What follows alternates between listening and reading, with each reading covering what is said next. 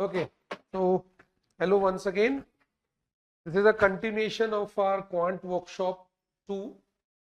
In the last video, we have completed till 13th question. So now we will be moving ahead for the 14th question onwards. Okay, I'll be trying and solving as what we did in the last session. I expect you to solve the questions and then I'll be solving it. This is one of the wonderful questions which appeared in exam called CAT, based on the topic called time in work. One of the very good questions. Although in current structured pattern ke hisab se this is not that difficult, but this is one of the very popular type of question in time and work. So let us try question number 14th. Question number 14th, please try. Okay, so can we try?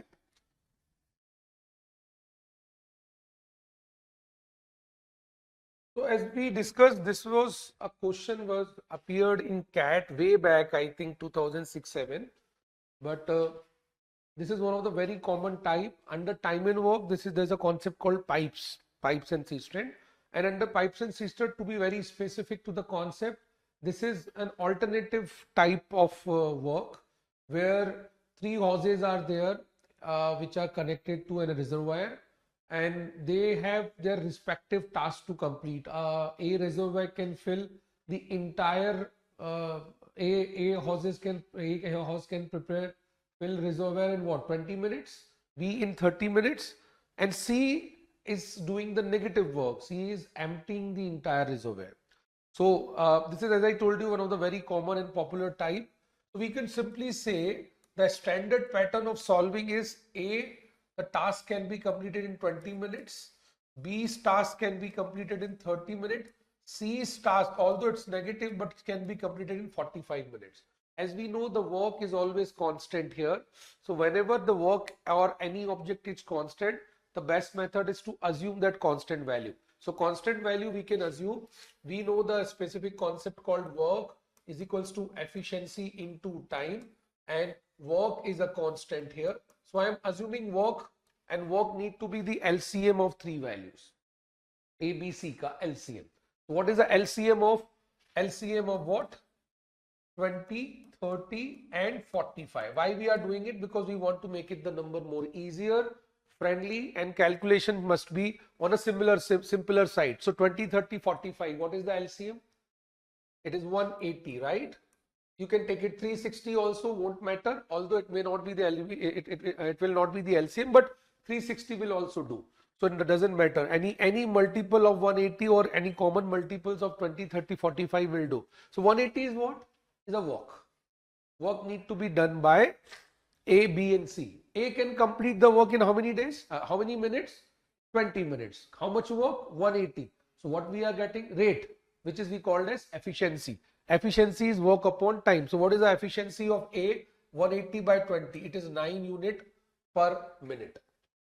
What is the efficiency of B? 180 divided by 30. It is 6 unit per minute. What is the efficiency of C? 180 divided by 45. It is 4 unit per minute. Only thing is this is 2 are positive, but this is what? Negative. So 9 plus 6, 15 fill होता है अगर तीनों एक साथ work करते हैं तो, और 4 यूनिट उसमें से बाहर निकल जाता है. तो सब्सिक्वेंटली अगर all three are working together, 15 minus 4, 11 units actually fill होगा रिजर्वेयर में, और ये प्रोसेस चलता रहेगा. ठीक है, तो ये 11 यूनिट जब एक साथ फिल कर रहे हैं, but what the question is demanding? Question is saying they are open alone for 1 minute each in that order. That means this is an alternative work. One by one they are filling it. So one by one when they are filling it, it starts from A. So what will A do in first minute? 9 fill करेगा. B will do 6 minute 6 fill करेगा. और C क्या करेगा? 4 units बाहर कर देगा. तो effectively ये जो 11 यूनिट फिल हुआ है, 11 यूनिट्स जो फिल हुआ है, ये कितनी देर में हुआ है? 3 मिनट का टास्क है. How much? 3 minute. First minute 9 fill हुआ, सेकेंड मिनट 6 फिल हुआ, थर्ड मिनट में 4 बाहर हो गया. तो इसका मतलब फिल कितना हुआ? 11. In how many minutes? 3 minutes. So can we simply say 3 minutes में 11 यूनिट्स फिल कर सकते हैं। अब यहां से जनरली दो पॉसिबिलिटीज बनती है। ये जो 11 यूनिट आया है ये हमारा एफिशिएंसी है, तो we have to check whether this total work is divisible by 11 और नॉट। अगर ये डिविजिबल नहीं है तो हम यहां से सीधा अपना क्रॉस मल्टीप्लिकेशन डायरेक्ट स्टार्ट नहीं कर सकते, क्योंकि it won't give you the correct answer. उसके पीछे का रीजन क्या है कि ये एवरेजिंग तब तक नहीं होगा जब वो परफेक्ट मल्टीपल नहीं है। ठीक है, तो 180 is not divisible by 11, we know this. Is it divisible? No, it's can't be. तो 180 डिविजिबल नहीं है, तो हमें क्या करना है? We have to reach a certain number जो 11 का मल्टीपल हो, बट 180 के पहले। तो 180 के पहले कोई भी नंबर हो सकता है। ठीक है, अब अपन देखते हैं 180 के पहले लॉजिकली 11 का मल्टीपल कहां है? पहले होना चाहिए, बात तो जाना ही नहीं है अपने को, पहले ही बात करनी है। तो ऐसा क्यों किया जा रहा है? क्योंकि we need a perfect averaging, एकदम परफेक्ट डिविजिबल होके डिवाइड होना चाहिए उनके ऊपर स्ट्रक्चर्ड वे में। ठीक है, तो 180 के पहले 11 का मल्टीपल है 176। But also remember one thing, whenever you are solving such type of question you need to be careful, थोड़ा एक स्पेस रखिए। तो ये जो 11 यूनिट्स है, दिस 11 यूनिट्स का क्लोजेस्ट का मल्टीपल 176 जरूर है, बट वो बहुत क्लोज हो गया 180 से। तो ऐसे सिचुएशन में हम थोड़ा सा पीछे चलते हैं, एकदम क्लोज भी मत रखिए अपने टोटल वर्क से। तो 180 से 176 से पहला वाला ले लेते हैं, थोड़ा कंफर्टेबल होना चाहिए। तो व्हाट इज 176 से पहला वाला? 165 यूनिट्स। ठीक है, तो I will not go till 180। I told you कि 180 तक जाने का प्रॉब्लम क्या है, वो परफेक्टली डिवाइड नहीं होगा, will give you wrong answer. तो हम कहां तक जाएंगे? 165 यूनिट्स तक जाएंगे। तो 165 unit is what? Is the task they are completing in how many minute, that we have to identify. तो 11 यूनिट्स के लिए अपने पास ये ऑप्शन है। 11 यूनिट्स के लिए हमारे पास ऑप्शन था 3 मिनट। तो 165 यूनिट्स के लिए कितना हो जाएगा? We just have to cross multiply 3 into 165 upon 11. If you will see this, this is 15. The total value comes out to be 45 minutes. Now why we have done this? Because 45 minutes तक they can fill 165 units. पूरा task complete नहीं हुआ है अभी। तो let us सी now. तो 45 minutes में effectively they had completed 165 units. Now इस नंबर का सबसे बड़ा एडवांटेज ये है, किसने स्टार्ट किया इससे कोई मतलब नहीं है। आप 165 यूनिट में वो बराबर तीनों को चांस मिलेगा और वो लोग कंप्लीट करेंगे अपना टास्क। ठीक है, 45 मिनट में। अब इसके बाद हमारी कहानी शुरू होगी कि कौन ने स्टार्ट किया था और अब किसको आना है। तो किसने स्टार्ट किया था? ए ने। फिर कौन आया? बी। फिर कौन आया? सी। फिर कौन आया? ए। फिर बी, फिर सी। ए बी सी, ये साइकिल चलता रहा। तो बताइए 45वें मिनट में कौन आया होगा? 45th मिनट में कौन आया होगा? Can you see this? Can you check? 45 minute में तीन के मल्टीपल में C is coming in all three multiples, right? तो सी विल कम एट 3, 6, 9, 45। तो 45 में सी आया होगा। इसका मतलब 46 मिनट में किसका टास्क है?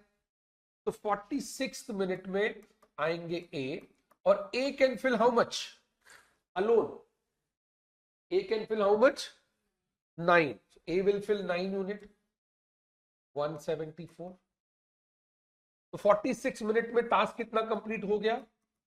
174। 47th मिनट में कौन आएगा? बी। कितना फिल करेगा? 6। अब कितना हो गया? 180। 47 मिनट में। Do I have to proceed further? No. That's the biggest thing, differentiation यहां पे, कि 47 मिनट में ही मैं टास्क कंप्लीट कर सकता हूं। I could complete this in 180 unit in how many minutes? 47 minutes. अब अगर आप गलती से, एक बार आप जरूर ट्राई करिएगा, मैं आपको बोलता हूं 165 की जगह अगर आप पूरा का पूरा 180 लिखते हैं तो आपका आंसर बदल के somewhere between 49 हो जाता। Honestly speaking, this was the mistake made by most of the candidate when this question appeared. ठीक है, so 49 minute is not your right answer. 49 minute is the value which came after distributing 180, which is not actually dividing it, so that is not correct. Are you getting a point here? I don't need to move further here क्योंकि reservoir fill हो गया है। मुझे 48th minute में सी को लाने की जरूरत है क्या? नहीं, I will close it, that's it, that's your answer. Got it guys? I hope this is clear. This is a wonderful question, one of the very very good questions में से है। सिर्फ डिफिकल्टी लेवल के हिसाब से ये manageable था, but ये लॉजिकल सेंस में ये बहुत अच्छा क्वेश्चन है, ठीक है। Late us try the question number 15th now.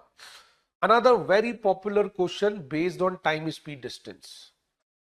Let us try.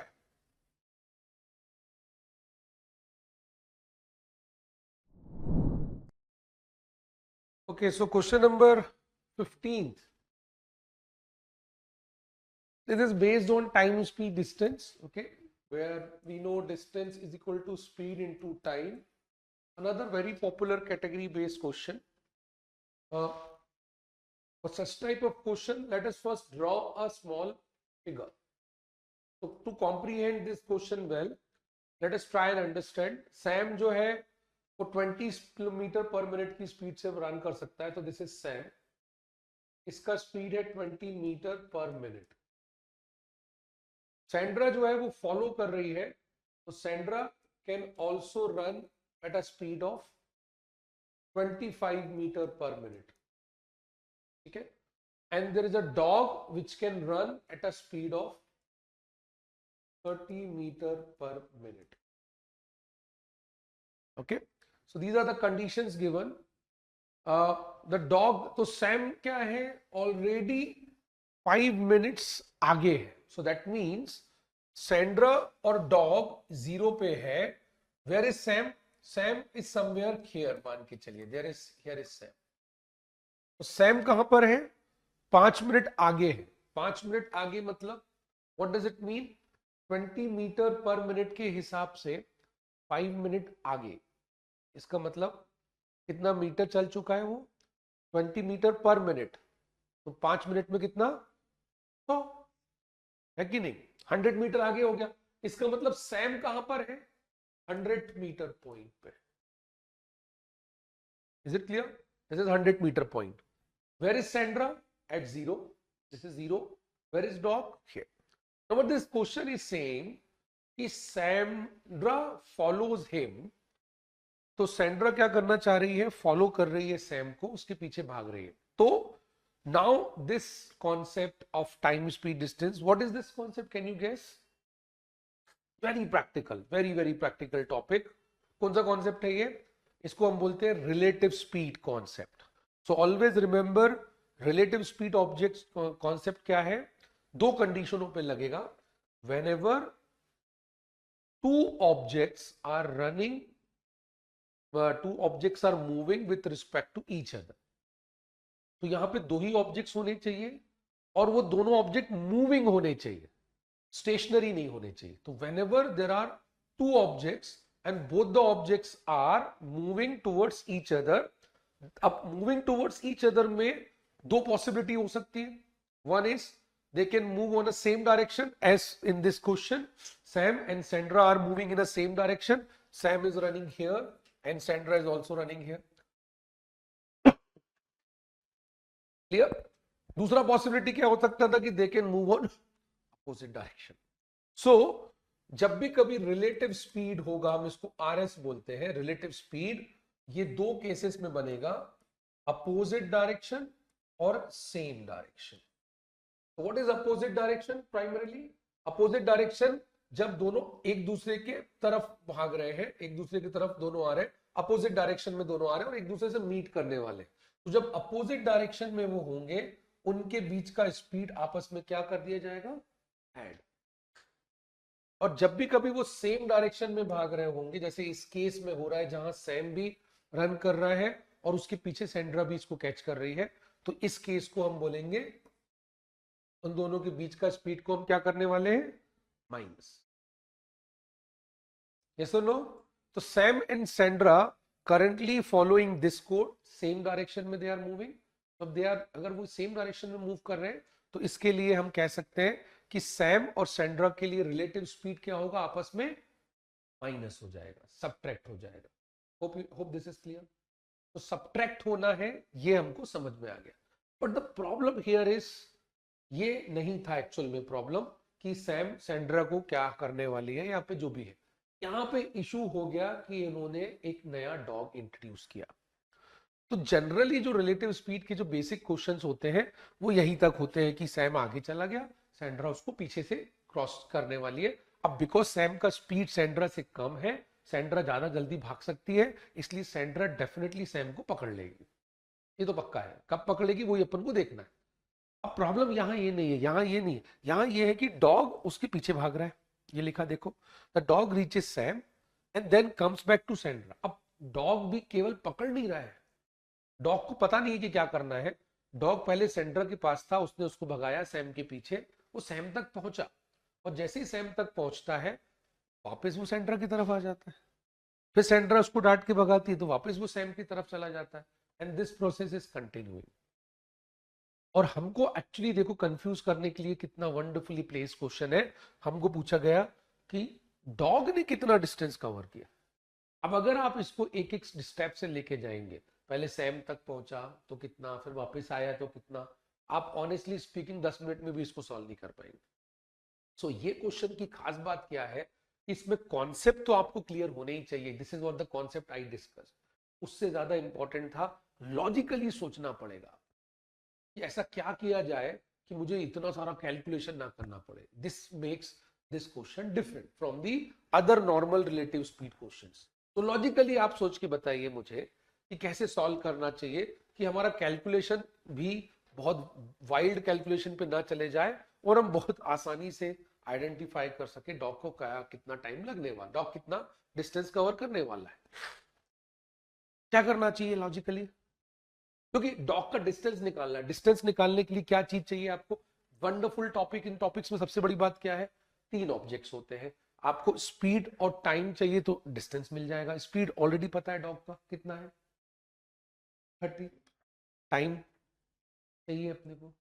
बस ये जो टाइम जो चाहिए, अगर आप ये सोचेंगे तो हिंट यही है। अगर मुझे ये पता करना है कि डॉग ने कितना डिस्टेंस कवर किया तो मुझे दो चीज चाहिए, speed and time. Speed already है, टाइम, टाइम के बारे में आप सोचिए। तो टाइम क्या बोल रहा है, टाइम इज समथिंग कितनी देर तक डॉग भागा है। बस यहीं से लॉजिक आपका जनरेट होता है। डॉग कब तक भागेगा, डॉग कब तक भागने वाला है, जब तक सैंड्रा सैम को कैच नहीं कर लेती। अब डॉग सैम की तरफ भागे या सैंड्रा की तरफ भागे, डिस्टेंस तो सेम ही कवर करेगा ना, सेम स्पीड से ही कवर करेगा। तो जितनी मिनट तक वो भागता रहेगा उतना डिस्टेंस कवर करेगा। वो रुक तो नहीं रहा है, कंसिस्टेंटली भाग रहा है। तो हमें क्या चाहिए, डॉग कितने समय तक रन किया ये आइडेंटिफाई करना। अगर आप ये आइडेंटिफाई कर पाए कि डॉग हाउ मेनी मिनट्स तक रन कर रहा है, खत्म, आसानी से आप ये क्वेश्चन को निकाल सकते थे। तो डॉग कितने समय तक रन कर रहा है, जब तक सैंड्रा सैम को नहीं पकड़ लेती। तो सैंड्रा सैम को कितनी देर में पकड़ेगी, उसके लिए हमें रिलेटिव स्पीड ही अप्लाई करना पड़ेगा। तो टाइम बहुत सिंपल है, टाइम निकालना है आपको, डिस्टेंस होगा और अपॉन स्पीड की जगह हम क्या लिखेंगे, उनका रिलेटिव स्पीड। डिस्टेंस कितना है उनके बीच में, 100 meter. What is relative speed, speed of both the object with respect to each other, if they are moving in same direction, it must be subtracted. तो क्या होगा, what is the speed of Sandra, 25 minus 20. Why we are doing it minus, because we have to find out relative speed. ठीक है, what is this, 100 by 5, which is nothing but what, 20 minutes. So 20 minutes is the time will require Sandra to catch Sam, and अच्छी बात है this is the time also dog is running. जैसे Sandra Sam को मिल गई, dog रखा, भागना बंद हो गया, खत्म। तो सैंड्रा को कितना टाइम लगेगा, तो 20 मिनट लगेगा। उतने देर तक डॉग भी भाग रहा है, तो डिस्टेंस क्या होता है, speed into time. Speed of dog is 30, time is how much, 20। तो कितना मीटर इन टोटल भागने वाला है वो, 600 meters. Wonderful. So this is another fantastic question, I think, which appeared in CAT once again. And I'm taking these questions considerably today's level. Honestly speaking, these are very, very easy questions. But in normal cases में these questions will build your understanding, your concept. So in first question we have covered relative time and work में alternative वाला case application, यहाँ पे हमने relative speed of time speed distance को पढ़ा. Clear है? I'm sure this is fine. Question 15th is done. Let us try question number 16th. Question number 16th. This is the best question in this entire sheet. Wonderful example. Let us try.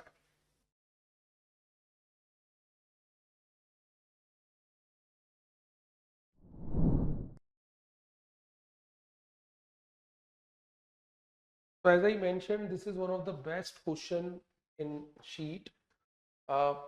This cannot be solved without making a proper diagram. In time speed distance, most of the time if you will visualize the thing, it would be much better. क्योंकि this is one of the concept I can tell you 60-70 years जब से aptitude का actual में importance हुआ है, 30-40 साल से cat हो रहा है. ये टॉपिक ऐसा है जो किसी भी साल में ऐसा नहीं हुआ होगा कि कोई भी एंट्रेंस एग्जाम में नहीं आता है. ये कंपलसरी आता है और उसमें दो टॉपिक्स हमेशा याद रखिए जो सबसे पॉपुलर है. क्वेश्चन नंबर 15 में हमने देखा relative speed. Question number 16 is based on proportionality concept. और ये दोनों कॉन्सेप्ट बहुत फिक्स है, इसलिए जो क्वेश्चन फ्रेमिंग होती है वो इस तरीके की होती है कि आपको थोड़ा विजुअलाइज करना पड़ेगा. मतलब questions will not be direct now. Logically aptitude को आप विजुअलाइजेशन से ही कर सकते हो. आपकी एनालिटिकल एंड विजुअलाइजेशन स्किल्स बहुत जरूरी है. कॉन्सेप्ट पहला आता है बट सेकंड स्टेज पे ये भी आता है कि आप विजुअलाइज कैसे कर रहे हो क्वेश्चन को, लॉजिकली कैसे थिंक कर रहे हो. ठीक है, तो ग्राफ आप अगर बनाएंगे थोड़ा आप ये ऑटोमेटिकली सोच लिया करो कि मुझे ग्राफ बनाना है. ठीक है, ग्राफ बनाओगे तो you will be able to identify exactly क्या चल रहा है. ठीक है, तो अगर आप ऑब्जर्व करें, ये ट्रेन है, ये टनल है, ये 3/8 ऑफ द हाइट में 3/8 ऑफ द हाइट को मैं 3 लेता हूं. I am considering this as 0, this is 8 and this is 3. Cat यहां खड़ा है और ये ट्रेन है. ठीक है, ये ट्रेन है. तो अगर आप ऑब्जर्व करें इस क्वेश्चन में what it is saying, train is approaching this tunnel A B. इसका नाम दिया है उसने ए बी. ठीक है, ए बी को किया हुआ है. 3/8 को अपन ने टोटल 8 ले लिया. यू कैन अज्यूम बिकॉज 8 का कोई भी मल्टीपल होगा distance, doesn't matter for currently इसके लिए कि वो क्या है एग्जैक्टली. तो ट्रेन टनल को अप्रोच कर रहा है, कैट 3 पे खड़ा हुआ है. विजुअलाइज करिए. ठीक है, जस्ट थोड़ा विजुअलाइज करने का कोशिश करेंगे. तो जब मैं दो क्वेश्चन पूछने वाला हूं आपसे, वो दो क्वेश्चन का आंसर तभी कर पाओगे जब इसको विजुअलाइज करेंगे. तो ट्रेन कैट टनल की तरफ अप्रोच करता है. जैसे ही वो अप्रोच करने लगता है वो एक विसल करता है, वो हुटर बजाता है. एज सुन एज वो हुटर बजता है ट्रेन रन करता है. ठीक है, अब ट्रेन रन करेगा, उसके पास दो ऑप्शन है. Train can run on entrance. Entrance is a 0 point and train can also run towards exit. This is totally depends on us where train cat को भगाना है हमको, क्योंकि हम क्वेश्चन को प्लान कर रहे हैं. बट इतना कंफर्म है कैट या तो एंट्रेंस पे रन करेगा या तो एग्जिट पे रन करेगा. ये बहुत क्लियरली मेंशन्ड है कि when the train whistle cat runs, if cat moves entrance tunnel A catches the cat exactly entrance. और अगर कैट को अपन ने एग्जिट की तरफ मूव किया तो वो लोग बी पे मतलब एग्जिट पे मीट करेंगे. ठीक है, तो मतलब इतना कंफर्म है कि ट्रेन रन करेगा. ठीक है, अब ट्रेन ने जैसे ही विजल बचाया, कैट के पास कैट को भागना है. हमारा आज का पहला इस क्वेश्चन को सॉल्व करने के लिए मैंने बोला दो मैं क्वेश्चंस पूछूंगा आपसे. क्वेश्चन नंबर 1 है, और जैसा मैं आपको बोल रहा हूँ विजुअलाइज करके ही आंसर करोगे. ये कोई तुक्का नहीं चलेगा यहाँ पे. विजुअलाइज करके ये बताइए कि कैट को हमें एंट्रेंस की तरफ रन कराना चाहिए या एग्जिट की तरफ कराना चाहिए. ठीक है, वो क्वेश्चन अगर आपने सही आंसर किया तो दूसरे क्वेश्चन पे हम लोग जा पाएंगे. अगर आपने पहला क्वेश्चन गलत किया तो वो क्वेश्चन नहीं आगे बढ़ेगा. ठीक है, तो कैट को किधर रन कराना चाहिए, एंट्रेंस की तरफ या एग्जिट की तरफ. हमको पता है कि कैट जब एंट्रेंस पे रन करेगा तो ट्रेन और कैट कहां मिलेंगे, 0 पे. और अगर जब कैट एग्जिट की तरफ भागेगा उल्टा, तो कैट और ट्रेन कहां मिलेंगे, 8 पे, मतलब बी पॉइंट पे, एग्जिट पे मिलने वाले हैं. Is it clear? तो अब मुझे बताइए where should cat, on which direction cat should run, A के तरफ या बी के तरफ. ठीक है, बताइए। Yes, it should run towards exit. Why it should run towards exit? If it will try and run towards entrance, the problem is cat और train मिल तो जाएंगे जीरो पे, but we will not be able to determine anything because train और tunnel के बीच का ये जो distance है ये unknown है. Is it available? If it is not available, then no point of asking them to meet. यहां पे कोई फायदा ही नहीं है. दिस इज वेरी क्लियर कि train cat should run towards exit. It should run towards the opposite direction of it. ठीक है, wonderful. This is question number 1. What is question number 2 here? Now question number 2 is once train reaches entrance. Train कहां पहुंच गया है? Zero पे, A पे. Cat कहां पर है? Second question is when train A पे आ चुका है, कैट कहां है? आपको ये देखना. कैट 3 पे होगा क्या? No, it should run. और हमने डिसाइड किया कहां भागेगा? बी के तरफ. सो बी के तरफ भागेगा, इसका मतलब वो कहीं तो भाग रहा है. एक बी पे पहुंच गया क्या? नहीं, वो बी पे कब पहुंचेगा? जब ट्रेन वहां पहुंचेगा. तो ट्रेन कैट कहां है? किस पॉइंट पे है? Second question, very very important. ये आंसर कर लिया, that's it, finish. Question is over. It should be at point number 6. Why? Cat at 6. अरे भाई, जितने टाइम में ट्रेन टनल के एंट्रेंस तक पहुंचता है, कैट 3 कवर करता है. 3 कवर करता है. वो इस डायरेक्शन में 3 कवर करता है. तो अगर कैट इस तरफ भागेगा तो भी 3 कवर करेगा. तो इसका मतलब ये 3 कवर करेगा, इधर से जाएगा तो 3 इधर कवर. इसका कहने का मतलब है कैट एग्जैक्टली 6 पे है जब ट्रेन कहां पर है? जीरो पे, ए पे. Perfect. I hope you are visualizing what exactly is happening. Is it clear? तो cat is at 6, train is at A. अब हमारा क्वेश्चन एक्चुअल में फ्रेम होता है यहां से. ये है प्रोपोर्शनैलिटी. यहां से अगर आप देखेंगे सेम टाइम पे जितना टाइम ट्रेन को ए से बी पे पहुंचने पे लगेगा, कैट को 6 से 8 पे पहुंचने में लगेगा. तो दोनों के बीच में कांस्टेंट क्या है? दोनों के बीच में कांस्टेंट क्या है? नहीं. जितने टाइम में कैट ट्रेन ए से बी पे जाएगा, उतने ही टाइम पे कैट 6 से 8 पे जाएगा. दोनों के बीच में कॉमन क्या है? Time. So when time is constant, always remember distance is directly proportionate with speed. ये कॉन्सेप्ट लगेगा. दो चीजें प्रोपोर्शनैलिटी में लगती है. either time is constant like in this case, और दूसरा ऑप्शन होता है when distance is constant. जो मैंने प्रीवियस सेशन में एक क्वेश्चन कराया था, क्वेश्चन नंबर 3 था वो. ठीक है, जिस सेकेंड या थर्ड था जिसमें हमने डिस्टेंस कांस्टेंट वाला ऑब्जेक्ट भी किया था. ठीक है, मेरे प्रीवियस वीडियो में वो भी आपको मिल जाएगा. तो distance is directly proportionate with speed. अब आप देख लो, बहुत सिंपल हो गया. डिस्टेंस का रेशो क्या है? सॉरी, डिस्टेंस का रेशो क्या है ट्रेन और कैट के बीच में? सेम टाइम पे ट्रेन कितना कवर कर रहा है? Train is covering how much? A से बी पे आ रहा है ना, कितना कवर कर रहा है? 8. और उतने ही टाइम पे कैट कितना कवर कर रहा है? 2. 6 से 8 पे जा रहा है 2. What is the ratio? 4:1. so what is the ratio of their speed? It has to be same, 4:. This is what we have to identify. What is the ratio of train and cat का speed? It must be 4:1. Question number 2. Wonderful question. ठीक है, hope this is clear to everyone. ये video uploaded रहेगा आपको, तो आप you can watch it multiple time. I'm specifically picking those questions which will actually enhance your concept. Trust me, इन्हीं concepts पे कई सारे question formation होते हैं. अगर आपकी ये लॉजिकल अंडरस्टैंडिंग डेवलप होना चालू हो गई तो ये अरिथमेटिक बेस्ड जितने भी क्वेश्चंस हैं आप उसको सॉल्व कर पाएंगे. ठीक है, तो ये वीडियो बहुत क्रूशल रहेगा अभी.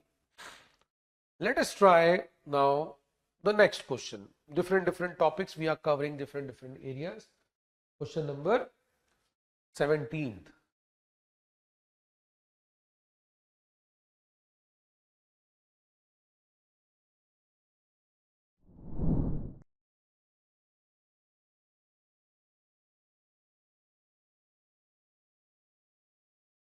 Okay guys, sorry. So question number 17 है ना.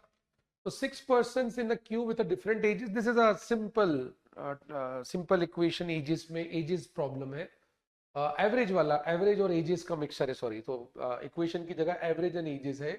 6 persons standing in a queue with a different ages. After 2 years, their average age will be 43. If seventh person join them at the time of average will be 41. Find the present age of seventh person. Now you need to understand the basic concept. What basically here is, सबसे पहली चीज तो average जो होता है उसमें हमें sum is equals to average into number of terms का ये फॉर्मूला आपको याद होना चाहिए, पता रहना चाहिए. या एवरेज निकालना है, सिंपल एवरेज, तो that is what, sum of the quantity divide by number of quantity. This is first thing. Second thing is, in average और एजेस का जब कॉम्बिनेशन ऑफ प्रॉब्लम होता है तो कुछ चीजें एकदम फिक्स होती है. जैसे यहां पे ये बोल रहा है कि 2 साल बाद इनका एवरेज एज 43 होगा. What does it mean? आज से 2 साल बाद 6 लोगों का एवरेज 43 होगा. तो आज कितना होगा? 2 साल पहले मतलब आज कितना होगा? 2 से कम मतलब 41 होगा. तो एवरेज में, एज में एक चीज बड़ी फिक्स है कि अगर हम 6 लोगों का ग्रुप है तो 6 लोग 2 साल में 2 साल से ही बढ़ेंगे. कोई 2.5 साल से और कोई 1.5 साल से नहीं बढ़ सकता है. Everyone will increase by 2 only. तो आज से 2 साल बाद अगर एवरेज एज 43 है, ठीक है, तो हमें देखना है कि आफ्टर 2 ईयर अगर 43 है तो आज की सिचुएशन में एवरेज कितना है उनका? 41. ठीक है, this is first thing. 7% join them at the time of average will be 41. At that time the average will be 41. तो जो 7वां पर्सन ज्वाइन हुआ उसके ज्वाइन करने के कारण एवरेज क्या हो गया? 41 हो गया. तो अब अगर एवरेज 43 से 41 हुआ मतलब ड्रॉप हुआ एवरेज में. ऐसा क्यों हुआ? क्योंकि जो नया पर्सन ज्वाइन किया है वो डेफिनेटली उसकी एज क्या है? बाकियों से कम है.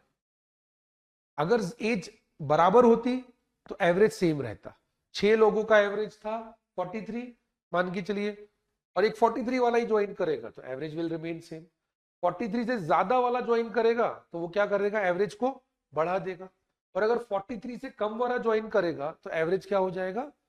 कम हो जाएगा. तो this is something which you should understand.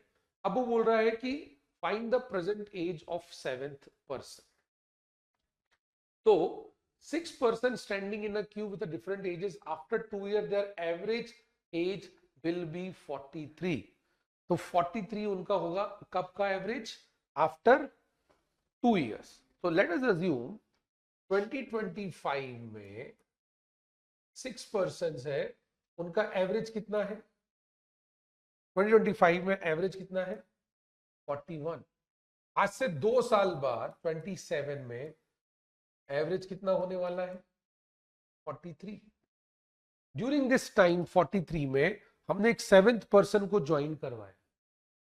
ठीक है, इससे एवरेज में क्या फर्क पड़ा? कम हो गया. ठीक है, तो व्हाट इज द सम इस पॉइंट ऑफ टाइम पे? बताइए सम. एक इसको डायरेक्ट सॉल्व करने का तरीका है जो मैं आपको आफ्टर दिस बताऊंगा कि आप देख के भी निकाल सकते थे, बट उसके पहले अपन इसको लॉजिक मतलब फंडामेंटली करते हैं. तो सम कितना होगा? 2 साल बाद 6 लोग हैं, या फिर ऐसे ही लिखता हूं मैं, average into N. What is average? 43. कितने लोग हैं? 6 हैं. उनका सम हो जाएगा 258. अब 7 लोगों का एवरेज कितना हो गया है? 41. तो 41 एवरेज हो गया, तो इसका सम कितना हो गया? 287. तो दोनों के बीच में जो डिफरेंस है, पहले वाले में 6 ही लोग हैं, दूसरे में 7 लोग हैं. 7वां आदमी जब जुड़ा है तो उसका क्या हुआ है? 7वां आदमी जो है वो उसने अपनी एज के साथ जुड़ा हुआ है. तो वो अपनी एज के साथ जब जुड़ रहा है तो लॉजिकली इन दोनों के बीच में जो गैप है वो 7वें आदमी का एज है. तो 7वें आदमी का डिफरेंस कितना हो गया यहाँ पे? 29 years. But is this the answer? Excellent. So you should remember 29 year is the age of this person after 2 years. मैंने इसलिए 2027 लिखा था, ये ध्यान रखेंगे. 2027 में उसका सम एज कितना होगा? 29 years. हमको क्या चाहिए? प्रेजेंट एज, तो प्रेजेंट एज निकालने के लिए क्या करना पड़ेगा,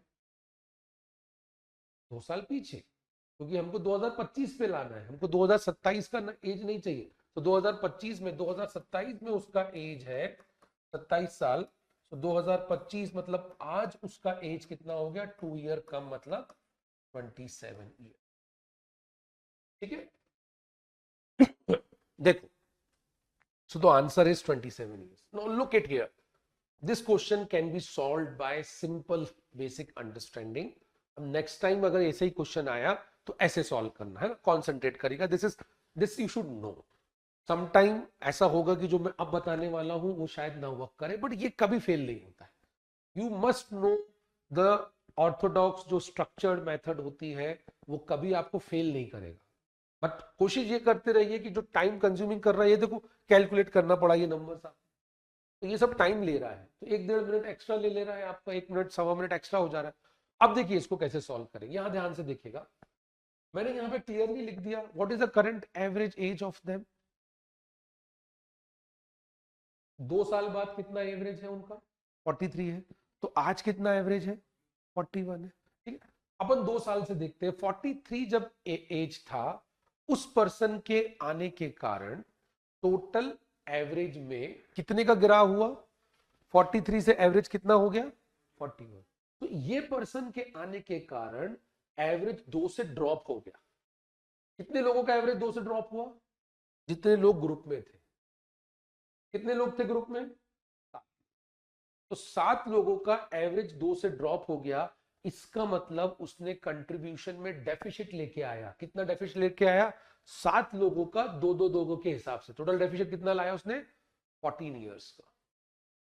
आ रहा है समझ में आपको, तो टोटल डेफिसिट जो लेके आया वो 7 लोगों का 2 से ड्रॉप करवाया ना उसने एवरेज, तो 2 से ड्रॉप कराया मतलब 7 लोगों का कितना डेफिसिट हो गया, 14 years. What is the average, 43। Current average कितना बताया, 27 में 43, 14 से ड्रॉप हुआ मतलब कितना कितना कम हुआ उसका, 14 से उसने 14 से डेफिसिट लेके आया, लाना था उसको 43, बट वो लेके आया 7 टू 14 कम, मतलब वो एक्चुअली लेके कितना आया, 29 ईयर्स। देखो डायरेक्टली कैलकुलेट हो सकता था, तो 43 माइनस ये डेफिसिट कितना हो रहा है, 43 minus 14 is how much, 29 year. इसका मतलब 27 में उसका एज कितना था, 29। इसका मतलब प्रेजेंट में एज कितना है उसका, 2 साल और पीछे, 27। आ रहा है समझ में। अच्छा मुझे बताइए what would have been the answer if average 2 से बढ़ जाता, same logic without doing this, let us try with the method. 2 से एवरेज बढ़ जाता तो क्या होता, 43 की जगह एवरेज क्या होता था, 45। अब वो 2 डेफिसिट नहीं किया उसने, 2 बढ़ा दिया, एक्सीड कर दिया, तो अपने साथ सरप्लस लेके आया। आपको देखना है डेफिसिट है या सरप्लस।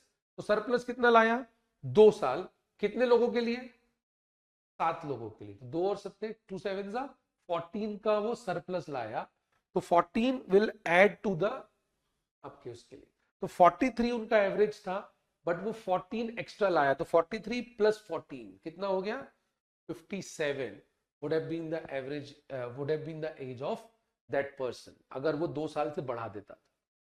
अब 57 कब का एज हो जाता उसका, 27 में।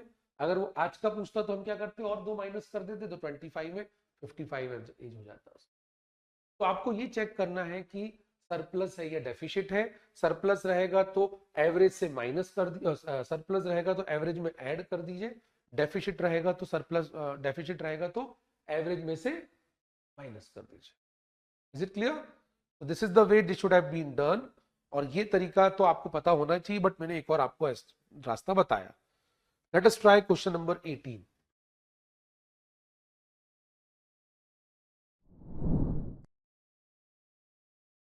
Okay, so this is a question based on profit and loss, profit, loss and discount. So it says profit earned by selling an article for rupees 1060 is 20 more than the loss incurred by selling the article for rupees 950. At what price should the article sold to earn 20% profit?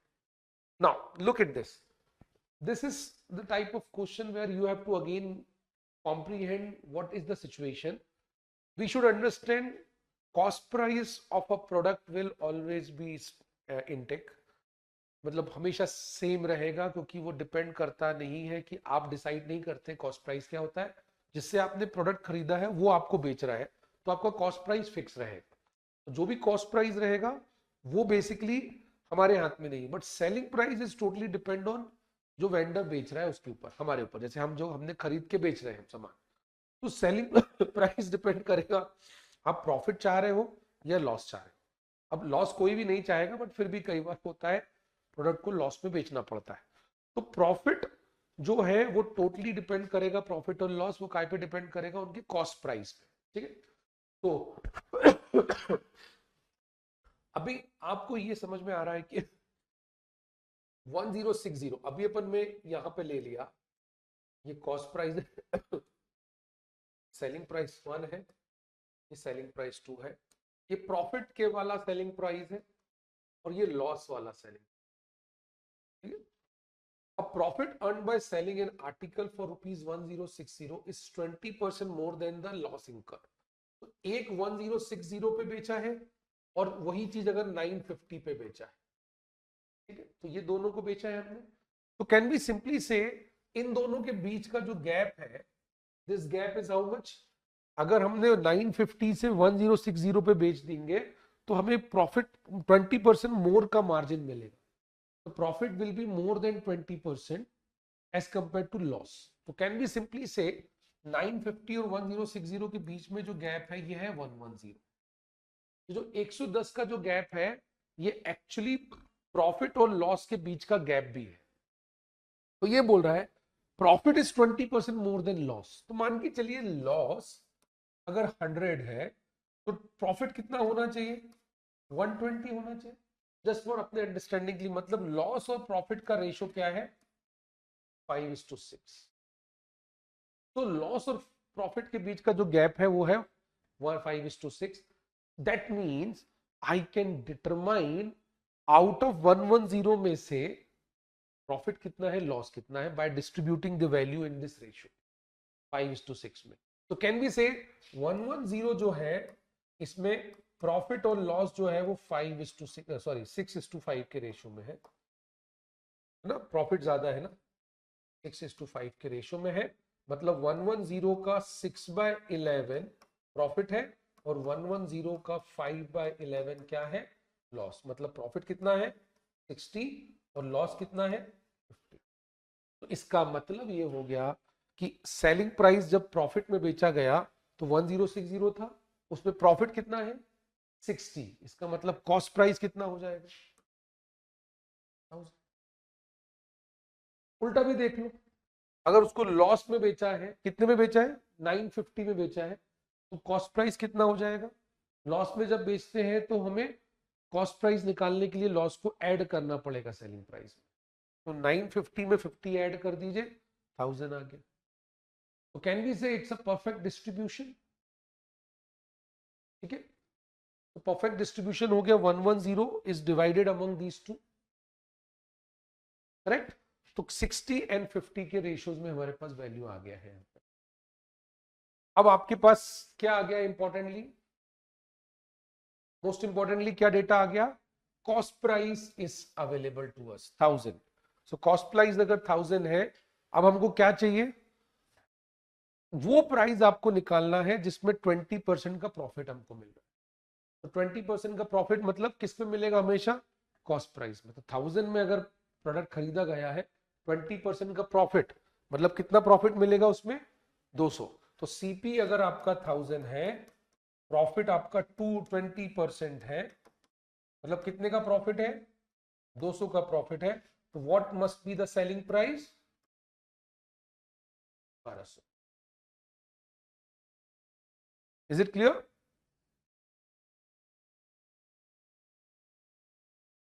पढ़ो ना इसको, 20% more than the loss incurred by selling price. तो profit is 20% more than loss. What does it mean, अगर profit और loss में 20% का gap है, इसका मतलब क्या है कि उनके बीच में 20% का मार्जिन है। तो दैट मीन्स हम लोग क्या कर सकते हैं, मार्जिन निकालने के लिए परसेंटेज में रहता, तो मैंने अज्यूम किया अगर लॉस 100 है तो प्रॉफिट 120 का होगा, मतलब लॉस और प्रॉफिट के बीच में रेशो क्या होगा 5:6, मतलब 5 अगर लॉस है तो 6 प्रॉफिट है, ये मतलब, तो ये रेशो ऐसे निकाला, ये 20% more than the loss incurred by selling, ये क्वेश्चन में कॉम्प्रीहेंड करने लायक था यहाँ पे। Is it clear? चल, so I think answer we have the answer as 1200. Let us try the next question.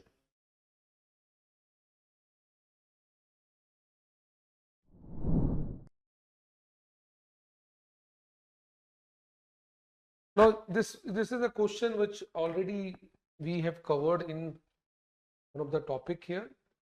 When the two trains were running in the same direction at 90 and 70 respectively, the faster train passed a man sitting in a slower train in 36 seconds. So this is, you can relate with which concept? We just did it. Excellent. So this is a relative speed concept. Excellent. So relative speed in which? Opposite या same direction? Same direction.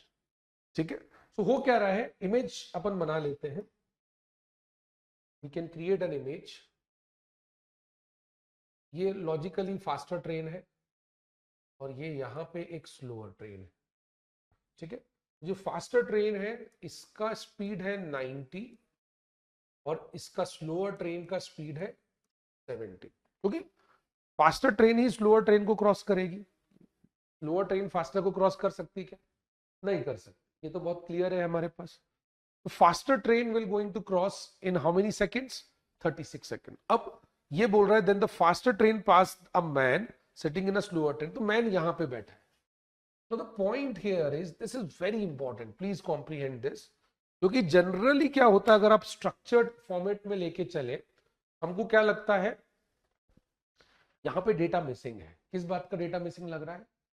Length of a train. तो do we really need length of a train? Let us try and understand. अगर ये man को cross नहीं कर रही होती थी, केवल ट्रेन ट्रेन को क्रॉस कर रही होती थी, तब तो ये क्वेश्चन का आंसर नहीं निकाला जा सकता था, क्योंकि हमको दोनों ट्रेन का लेंथ भी चाहिए होता, then only we can say they can cross each other. दूसरा डेटा यहां अनअवेलेबल दिख रहा है कि मैन बैठा किधर है. इधर बैठा है, इधर बैठा है, किधर बैठा है? लास्ट में बैठा है, इंजन के पास बैठा है, या पीछे वाले डब्बे पे बैठा है, बीच वाले डब्बे पे बैठा. ये भी फर्क नहीं पड़ रहा है. क्यों? क्योंकि जब ट्रेन रन कर रही है तो मैन तो स्टेशनरी है, मैन इज नॉट रनिंग. तो मैन किधर पे भी बैठा होगा उसका फर्क नहीं पड़ेगा. और दूसरी बात, लेंथ का फर्क इसलिए नहीं पड़ेगा क्योंकि मैन को क्रॉस करना है, ट्रेन को नहीं क्रॉस करना है. फास्टर ट्रेन का टास्क क्या है? To cross man, not slower train. अगर स्लोअर ट्रेन को क्रॉस करना होता तब क्या चाहिए होता? लेंथ ऑफ अ ट्रेन चाहिए होता, दोनों का, तभी पॉसिबल था. Hope this is clear. अगर आप ये अंडरस्टैंड कर लिए, this means that question is pretty much doable. अपने को सिंपल रिलेटिव स्पीड का कॉन्सेप्ट लगाना है. यहां पे सेम डायरेक्शन होगा, मैंने अभी जस्ट आपको बताया अर्लियर इन द वीडियो, मैंने क्लियर किया.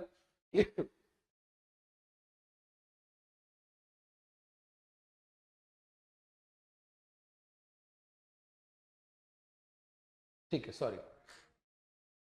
36 सेकेंड्स में ये फास्टर ट्रेन मैन को क्रॉस कर जाएगी. अब वो मैन ट्रेन पे बैठा होगा या कार में बैठा होगा, उससे फर्क नहीं है. इंपॉर्टेंट है दोनों ऑब्जेक्ट्स रनिंग पे है. मैन रन पे नहीं है, ट्रेन में बैठा हुआ ट्रेन रनिंग्स में है यहाँ पे. ठीक है, तो ये भी इसी डायरेक्शन पे मूव कर रही है, ये भी इसी डायरेक्शन पे मूव कर रही है. अब आपको सिंपल निकालना है, find the length of a faster train.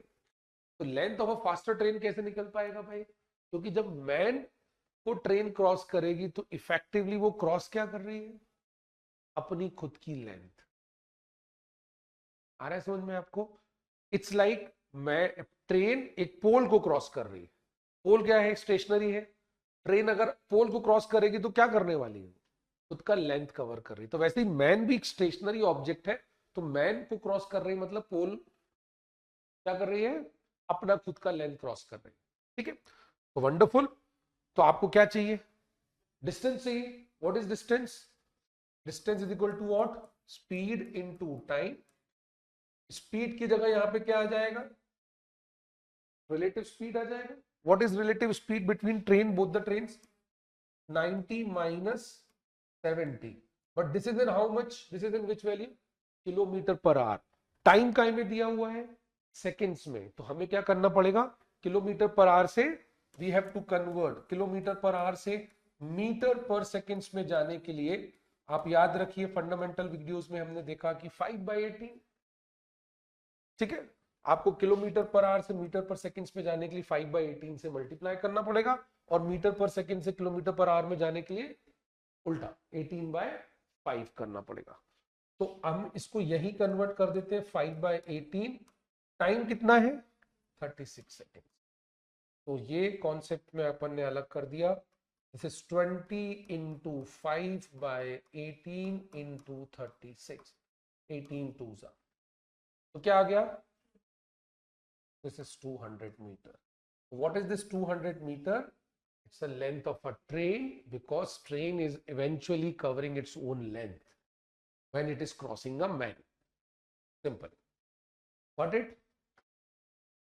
200 is the right answer. Let us try 20. Sorry.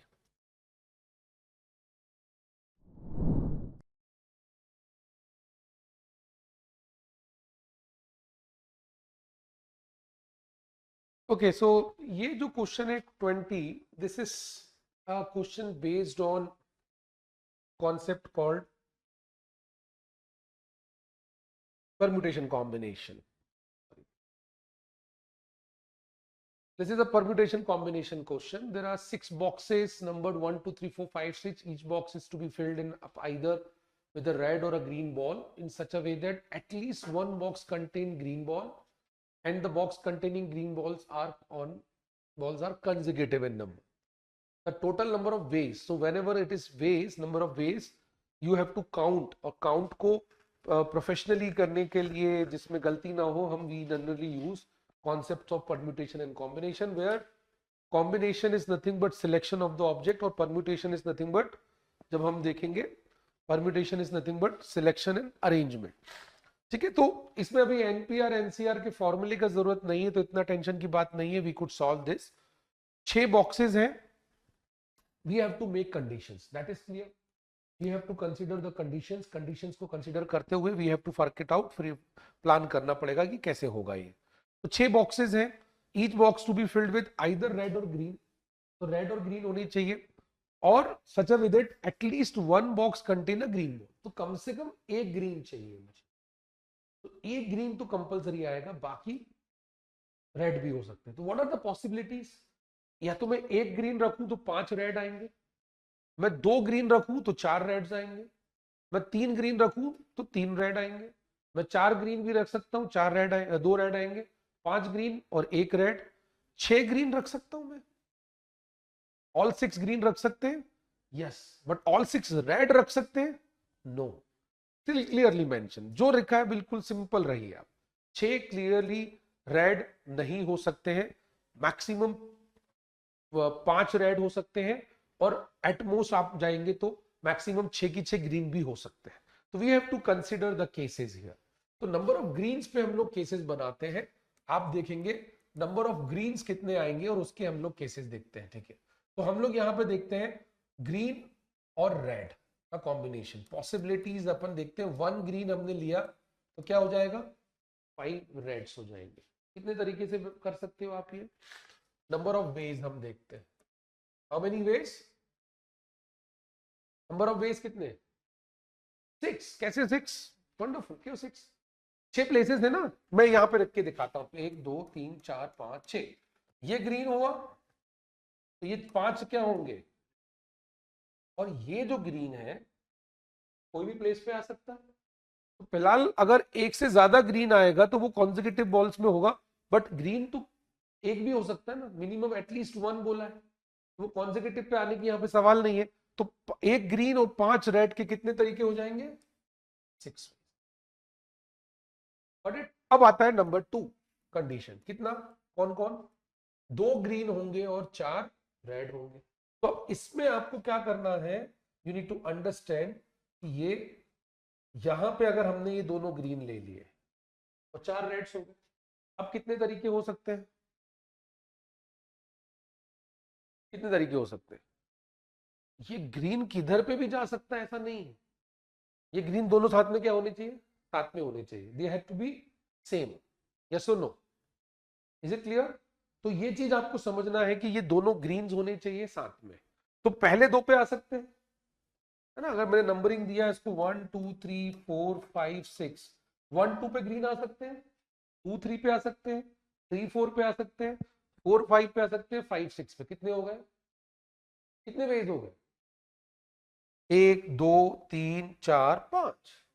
तो 2 ग्रीन और 5 रेड के कितने तरीके हो गए? तीसरा तो पॉसिबिलिटी क्या था भाई? 3 3। अब ये 3 ग्रीन हो गए, 3 ग्रीन कॉन्जिक्यूटिव होने चाहिए। मैं नहीं बोल रहा हूं, जो कंडीशन है वैसे ही चल रही है अपन। 1 2 3 4 2 3 4 5 3 4 5 6 4। ये देखो वंडरफुली वर्क करते हुए दिख रहा है। चौथा कितने ग्रीन होने चाहिए? 4 2। तो ये कितने होंगे? 3 ही होंगे। बिल्कुल आप लॉजिकली कनेक्ट करिए। पांचवा 1। कितने तरीके होंगे? रेड वाला या तो फर्स्ट पे आएगा या तो लास्ट पे आएगा, है ना? ये वाले केस में रेड वाला क्या आएगा? फर्स्ट पे आएगा या लास्ट पे आएगा। तो ग्रीन कॉन्जिक्यूटिव हो जाएंगे। और पांचवा और छठवा और आखिरी कंडीशन क्या हो गया भाई? 6 की 6 ग्रीन और ये 0। कितने तरीके हो गए?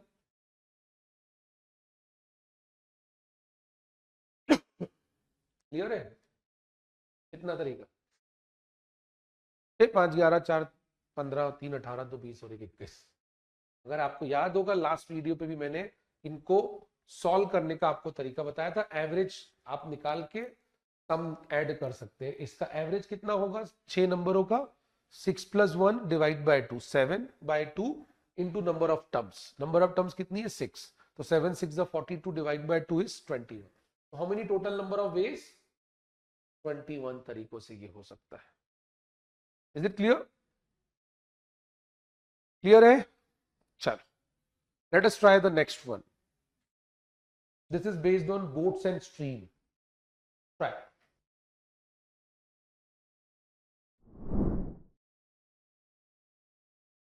Okay, so let us try. Question number 21 ये हम लोग करेंगे आखिरी। आज थोड़ा हम नंबर ऑफ क्वेश्चंस थोड़े कम हो पाए, तो इसको मैं एक और सेशन में कंप्लीट कर दूंगा जो बचा हुआ क्वेश्चंस है।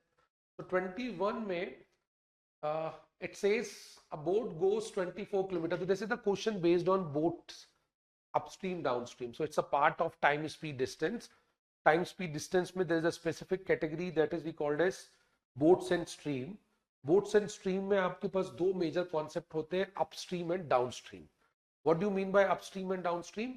ये आपने जब बोट में ट्रेवल किया होगा, खासकर पैडल बोट अगर आपने कभी बैठे होंगे तो आपने ये चीज एक्चुअली फील किया होगा कि जब हम पैडल बोट को जब हम लोग पैडल से जब वो करते हैं, चलाते हैं, तो जब हम फ्लो के साथ रिवर में चलते हैं तब क्या होता है? जल्दी जल्दी जल्दी जल्दी नाव चलता है, आपका बोट चलता है और आपका पैडल भी बहुत स्मूथ होता है। तो इसलिए इसको बोलते हैं with the flow. With the flow मतलब हम स्ट्रीम के साथ चल रहे हैं, तो इसको मैथमेटिकली डाउन स्ट्रीम बताया गया है। और अब जब वापस आओगे, क्योंकि जाओगे तो वापस भी तो आना पड़ेगा, तो अभी स्ट्रीम तो अपोजिट में हो गया है, तो जब आप अपोजिट में जब आप आना चालू करोगे तो वो अगेंस्ट द स्ट्रीम हो जाएगा और उस सिचुएशन को हम बोलते हैं अपस्ट्रीम। ठीक है? तो अपस्ट्रीम मतलब जब आप अगेंस्ट का स्ट्रीम हो, और डाउनस्ट्रीम मतलब जब आप विद द स्ट्रीम हो। और डेफिनेटली एक साइड में जाओगे तो दूसरे साइड में तो आप अगेंस्ट होना ही होना है।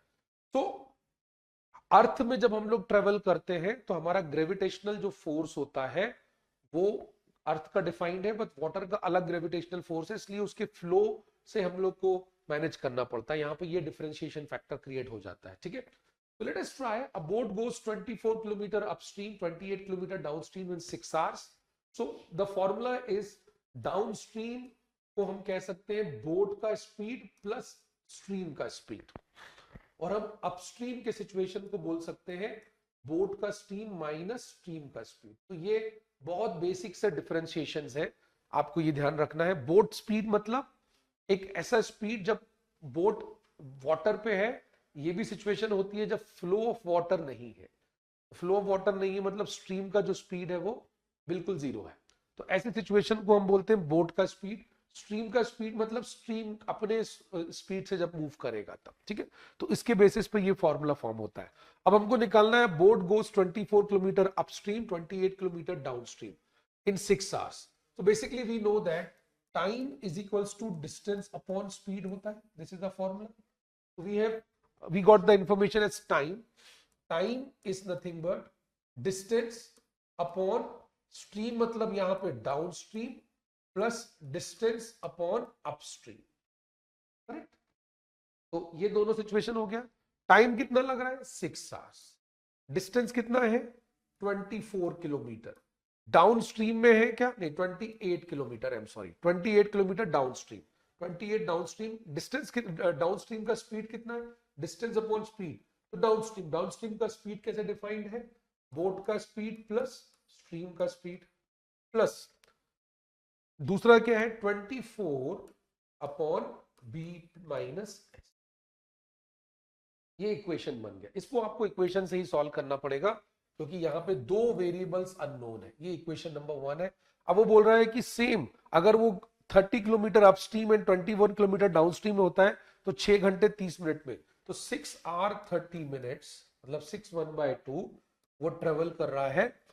अगर 21 किलोमीटर डाउनस्ट्रीम करेगा की स्पीड से बी प्लस एस और 30 किलोमीटर बी माइनस एस, तो ये डिफरेंशिएशन आएगा।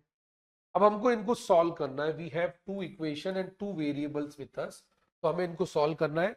The speed of the boat and still water निकालना है। तो इन इक्वेशंस को सॉल्व करना भी आपको पता होना चाहिए क्योंकि ये क्वेश्चन में concept of boats and upstream यहीं तक था। यहां से अब आपकी ability to solve equation is important. तो ये बेसिकली नॉर्मल इक्वेशन नहीं है बट एक इजी टाइप है, बहुत बड़ा प्रॉब्लम नहीं है। बी प्लस एस दोनों में कॉमन है। अब इसको अगर आप नॉर्मली सॉल्व करेंगे तो ये क्वाड्रेटिक बनने लगेगा, which can be a huge problem. So let us try and understand. We will assume 1 upon b plus s is equals to x and we can assume 1 upon b minus s is equals to y. Now this will actually going to give us equation is equal to 28x and this is 24y. Perfect. Now the same equation now 6.5 मतलब 13/2 या इसको 6.5 ही लिखता हूं मैं, ज्यादा better रहेगा वो 6.5. This is 21x and 30y. ठीक है। तो ऊपर वाला इक्वेशन थोड़ा बहुत छोटा हो जाएगा।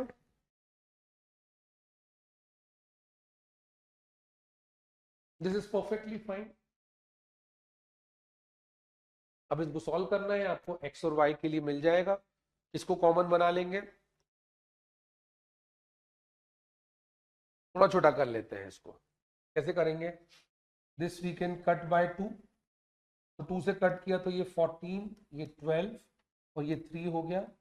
This we can cut by 3, 3 7 जा 3 10 जा, और ये डिवाइड नहीं हो रहा है तो उसको डिवाइड बाय 3 कर लिया। So now the equation will look like 14x plus 12y is equals to 3.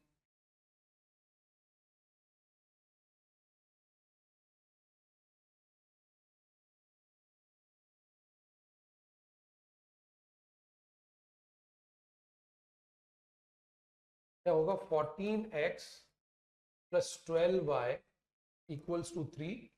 Perfect. और दूसरा इक्वेशन क्या बनेगा 7x plus 10y equal to 6.5/3.